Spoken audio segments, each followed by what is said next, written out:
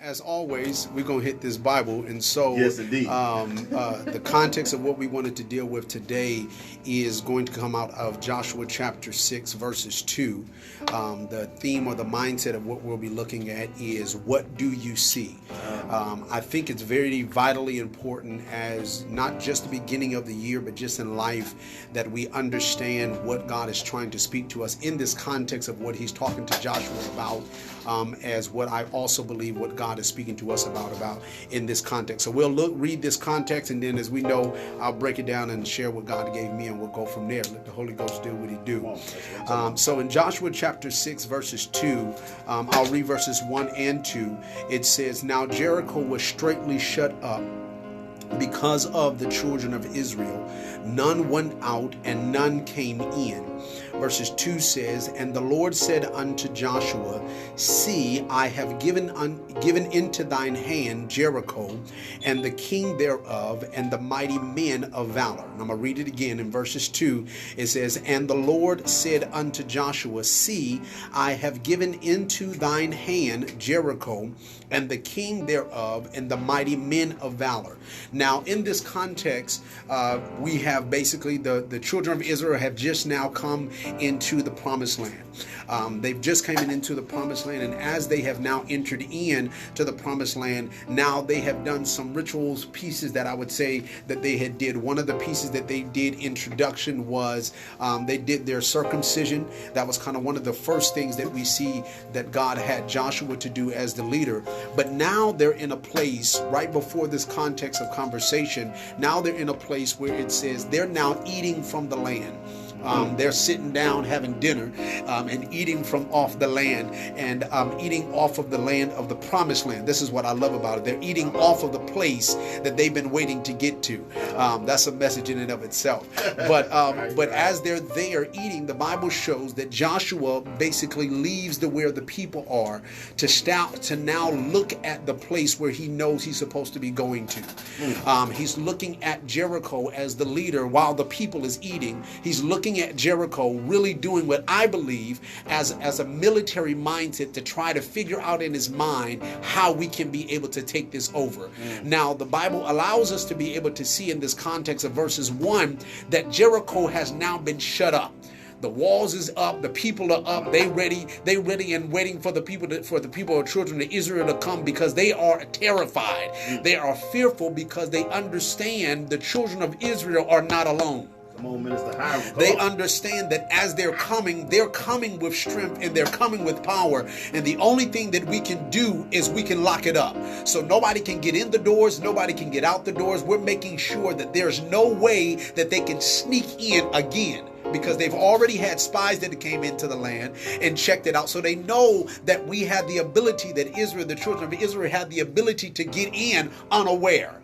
So now what they've done is they've locked it up so nobody can get in. But now we have this conversation that Joshua is having with the Lord. And for us to get this conversation, I want to read back into verses 5, which is in verses 13 of chapter 5. And it says, "And it came to pass when Joshua was by Jericho, that he lifted up his eyes and looked, and behold, there stood a man over against him with his sword drawn in his hand. And Joshua went unto him and said unto him, Art thou for us, or for our adversaries?" And verses 14, and he says, "Nay, but as the captain of the Lord's of the host of the Lord, I am now come." And Joshua fell on his face to the earth and did worship, and said unto him, "What saith my Lord unto his servant?" Now I love this. I'm going to pause here, because the first thing that we see that Joshua did is Joshua got into the position of worship. When he understood that now the Lord is present and the Lord is here to take over, he got into a place of worship. He got into a place of submission. Now I love this, because in his place of submission, he says, now not only am I understand that I'm the lead of these people, but when you step in the room, I'm the servant of yours. Now when they look at me, they look at me as a leader, but when you step in the room, I look at you as mine. So now I submit my authority under whatever you call me to do. Whatever you're about to say to me, whatever instructions you're about to give unto me, I will follow you, because you're my Lord and I'm your servant. Now, I love this position because then it helps us as we continue to go on to understand what he's saying in the next couple verses. And the Lord says, man, this is good. And the captain of the Lord of hosts said unto Joshua, loose thy shoes, take off the thing that you've been using to walk with, because where the direction of where I'm gonna have you walk in is not what you've walked in before. So loose thy shoes from off thy foot, from the place whereon thou standest is holy. And Joshua did so, again, just in obedience. Now we come into chapter 6, verses 1 and 2, and then we'll run with this. It says, now Jericho was straightly shut up because of the children of Israel. None went out and none came in. And the Lord said unto Joshua, now this is the first communication of conversation that God is giving now in the mode of you being a servant willing to obey. And the Lord said unto Joshua, see, I have given into thine hand Jericho, and the king thereof, and the mighty men of valor. Now I'm going to pause because I want to break this. The problem that we have is the first instructions that God spoke unto Joshua. What has God said to you? Come on now. What we do sometimes when we're looking at future, we forget what God has said to me. Because the thing that we're looking for in front of us looks like it's not possible to take over. That's good. Come on, man. But we already understand when God was speaking to Moses, before Joshua came in position, when God was speaking to Moses, he already told him that everything that's in this land is yours. I've already given it unto you. I've already made the provision that you can be able to take over these territories. Yes, sir. Yes, sir. So now in this position, now understand, now I'm talking to you. What did he say to you?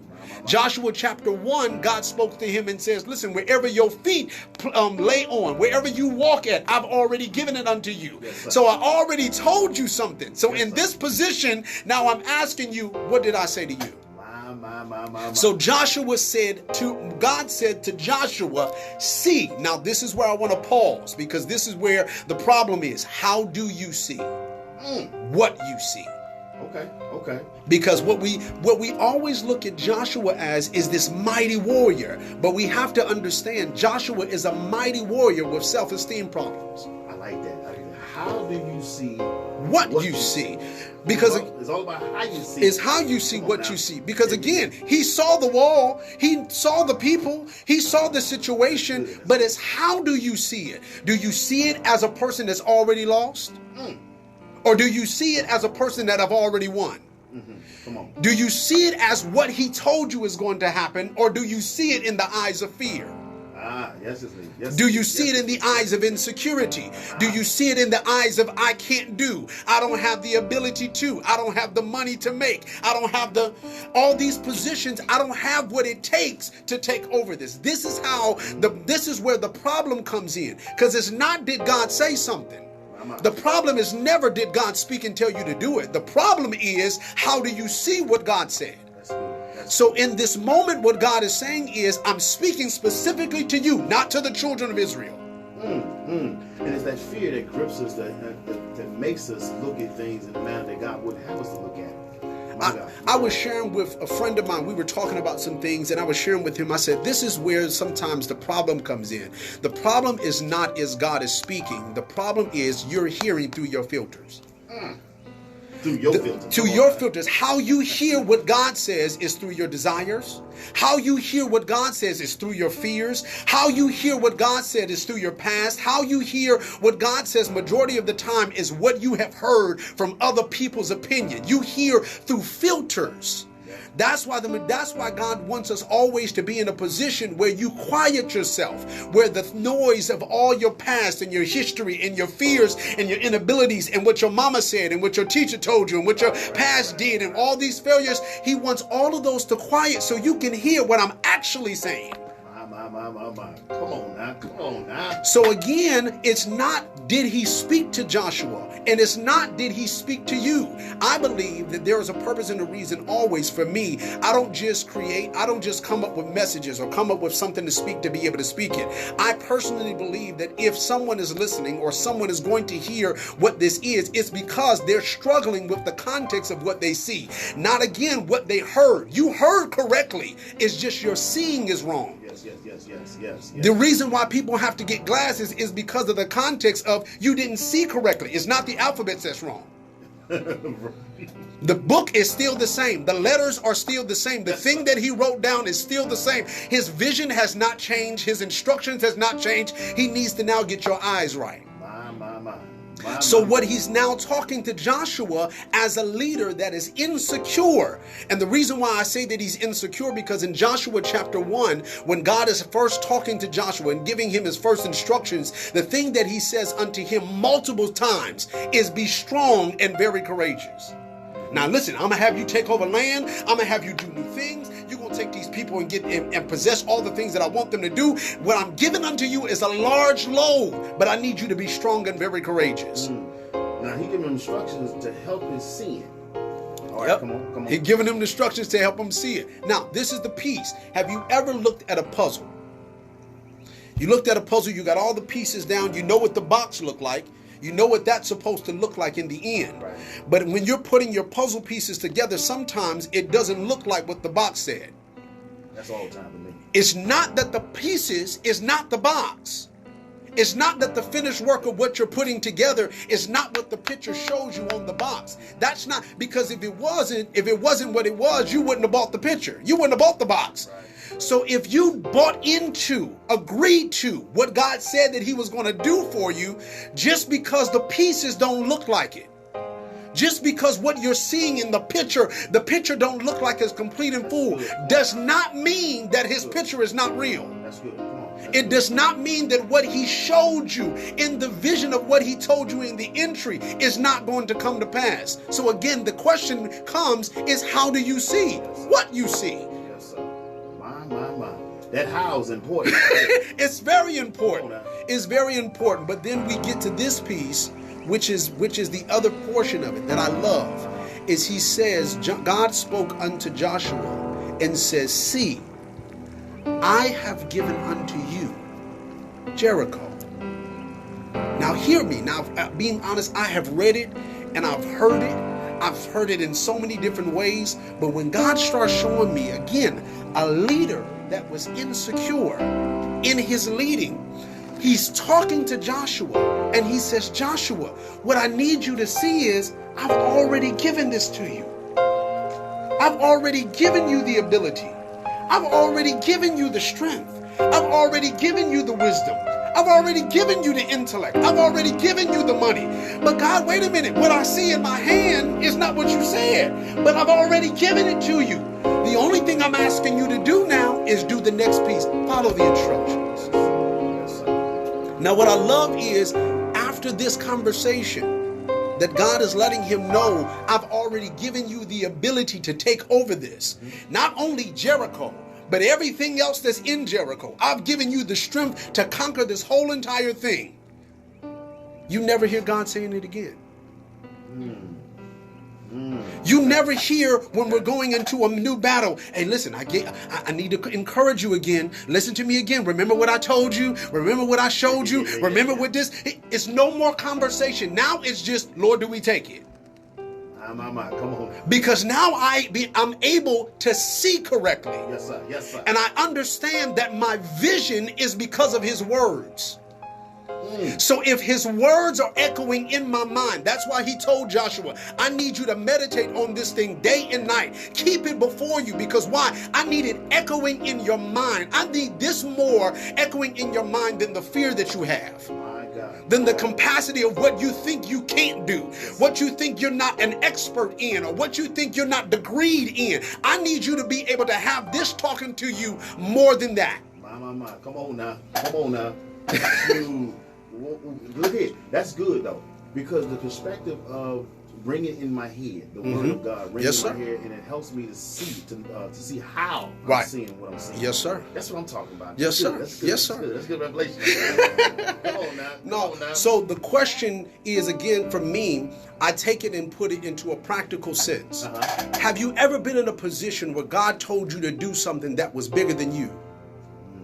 Have you ever been in a position where God told you to do something that you could not see how that worked?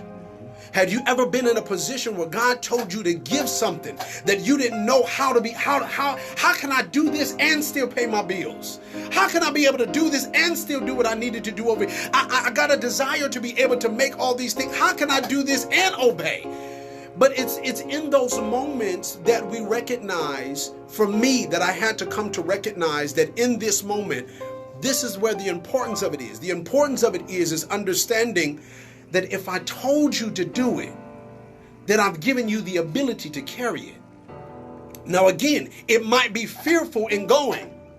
It might be fearful in giving. It might be fearful in walking it out. It might be fearful in trying to go and obtain something that is larger than you. But to me, that's the reality of what faith is. That's the reality of what this thing is. Now here is the piece that makes me laugh, because we always make the statement of that we because we are faith-filled people, that we walk by faith and not by sight. That's what we say. Hear me. We walk by faith and not by sight. So we walk, we make it almost seem like we're walking blindly. Because again, if I'm telling you walk by faith and not by sight, in your mind, it's I'm walking blindly. But it's only blind if you don't have words. That's good. Come on now. There was an old movie. There was an old movie, and in the movie that you had this man that had, I would say, special eyes. He had basically kind of like cleared his eyes to a point where he could see clearly in the dark. And what you would see is when nighttime came, you would see like an echo that would go out. You would see an echo, the vibration of the planet that will go out. And in the vibration, that's how he was able to see whatever enemy or whatever thing was outside. It was those vibrations that gave him the ability to be able to see. So for me, when we make the statement of that we walk by faith and not by sight, you can only function by faith if you have a word. Because the Bible tells us that faith comes by hearing, and hearing by the word of God. So if I do not have a word, I cannot walk by faith. We need to make sure that's clear. If I do not have a word, we cannot walk by faith. Now, why do you need a word to be able to walk by faith? Because you can't have faith without the word. So I just want to make it plain and simple. You can't have faith without the word. The reason why we walk by faith and not by sight is because we walk by the echoing of the word. Yes, sir. That's good. Come on now. The word is what the Bible says. Your word is a lamp unto my feet. It's a light unto my path. So it's not can I see, it's can I hear. And my hearing gives me sight. Come on now. Because his word is what is the lamp unto my feet. Roche, y'all, with the Moving Forward segment each and every first Tuesday of the month. Amen. We're going to go ahead and go right back to him because we got a couple more minutes, and then we got to go ahead and move over to my dear sister. She's in the house for her very first time, her first segment, y'all. Minister Chandra Curve is in the house, and she's going to preach a good word, give us a good word, and give us a good insight and help as well. Amen. I'm loving this right here. Come on now. Come on now. This is Revelation, man. This is Revelation. Come on now. Come on now. It's going to set some people free.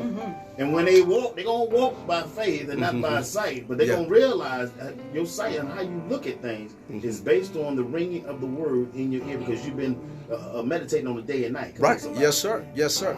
And that's really where, being very honest, and I'll say this, and again, I know we're wrapping it, but I'll say this, that is where we see the most struggle within the body. It's not people that see. It's folks that can't hear. You sit in church, but you didn't hear the word. You got the prophecy, but you did not hear what he said. You forget about it because you didn't hear it. Now, this is a context, I believe it's in Matthew 13, where God is being able to deal with the different type of hearers. Now, we can go through that, and that'd be a context by itself. But there's one thing that I believe is so very powerful, is the one that got it and produced. Now, I asked the Lord, show me what is the difference between the one that got it and the others, because we understand the one that got it went through the same stuff that the other people went through. This one wasn't special, where they didn't go through what everybody else went through, the trials of life and the problems and issues of life and all of those different pieces. They didn't go. It's not like they were protected all of a sudden just because of this one position. So what was the difference between them and the rest of them? It's one main statement: understanding. Good. It says that they understood and they produced. They heard it and understood and they produced. Now, our man of God, which is I love my man of God. He gave us a beautiful definition of what understanding is. Under meaning you are submitted to, and you stand is the position you take. This is why we don't have people that hear, is because they don't want to submit to the word they heard and they do not stand on it. If you gave it to me, I might not get it all the way. This is why it's faith. This is why it's faith. I might not know how to work this thing out, but I can submit my life unto this word and make sure that I stand on this word. And that's how I produce. That's why you can't walk into your victory. That's why you can't take over the giant. That's why you're still in the same position. That's why you cannot succeed, because not did you hear. No, you did not understand it. And because you're still sitting in the same position, because you're still trying to stand with the Lord. Now, the Bible tells us the word is God. God stood before Joshua. The word stood before Joshua. Joshua submitted unto the word and said, now tell me what position I should take.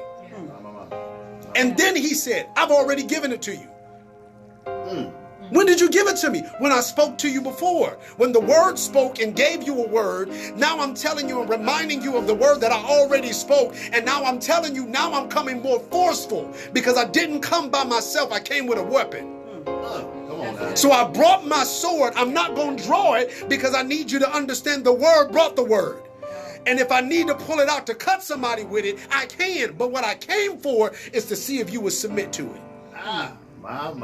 Now you have submitted to the word. Now you can take it over. The way that I want to do it is not the same way you've done it before. The way that I want to walk you in this is not the way that you've seen military before. The way that I'm trying to get your business to run is not what you've seen before. The way that I want your family to function might not be like you've seen before. But if you hear what I told you, you can be able to understand, and you can fulfill the thing that I told you that I'll do. My. This is good right here, Shonda. Come on, somebody. Come on now, Pastor. This is in there down here. This is in there right here. Yeah, you in the book, sir. You in the book. My. Minister Roche, tell us about that moment when God put this on your heart to go into Joshua to help us to see how it is what we see. Well, personally, there are some things in me that I feel like I look like and feel like Joshua. I know I'm a born leader. I know God has anointed me to lead. Yes. That is not the question for me. Yes, the question has been that I've been like Joshua in the aspect of I'm a leader, but I don't feel confident. I'm a leader and I know where I'm supposed to go, and it looks bigger than me, but I don't feel like I got the esteem to do this. I don't feel like I got the strength to make this happen. So I got into a position where, God, you're showing me all these big things. You're showing me stuff that I'm not ready for. I don't think I can make this happen. I don't think I got the mind for it. I don't think I got the strength for it. I don't think I got finance for it. Whatever it might. God, I'm sitting here. Now show me, what do I do? He said, go read this leader. Yeah.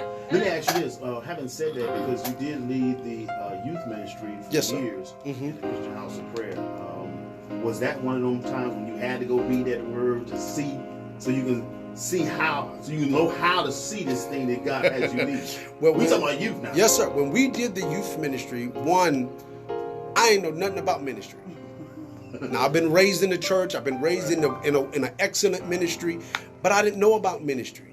I didn't know about church. Being very honest, when we started the youth ministry, I didn't know how to read my word. I didn't even know how to pray. I didn't have a prayer life like that. So when we went into this, I went in with the position of, God, I'm submitted.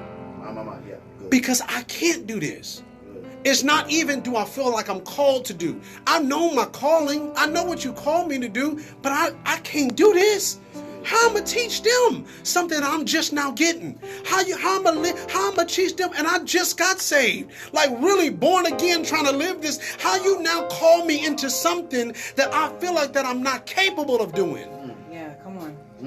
And every moment of those moments, I've seen lives change. I've seen miracles happen. I've seen teens' lives just drastically move around. I've seen things happen that I wouldn't even ever have imagined. But it was only because I understood, God, I have to submit. Yes, indeed. Yes, indeed. That's what I'm talking about. All right, ladies and gentlemen, look at here. We're going to go ahead and turn right back over to Minister Hiram, y'all, as we wind it down. I want him, as always, to encourage our hearts, and even so at the end of that encouragement, to give his POC information just in case you want prayer, you want him to come on out and minister at your ministry, wherever it may be, whatever like that. He is available. He's anointed. He's appointed. Amen. And he's going to receive it as an assignment. Amen. That's what I'm talking about. So, Minister Hiram, if you would, go ahead and encourage our hearts as we close, and even so at the end, please give your POC information. Yes, sir. I will do this as a quick encouragement, as everyone understand, God doesn't just want us to hear him. As any great father would, he wants you to understand him. And ways that we can be able to understand him is we have to always be in a position of submission. I believe more than ever in this season of time, God is calling his people back to consecration, back to consecrating themselves like we did in the old, where you will sit in the presence of God. You will sit in his word, sit and take time to be able to just be with him. And he can give you things that you would never imagine that you would see. So if you do want to contact me, you can be able to get me on my email, which is I'll give you my website, www.hiramroche.com. If you do want to be able to send me an email, you can do it at info@hiramroche.com. And then if you want to be able to follow me on any of this social media, you can please go over to my Facebook page, which is Hiram Roche Media. And I believe that in this season, and I'll say this and I am done, but this is the season that God is not coming after what he used. He's coming after what he's called.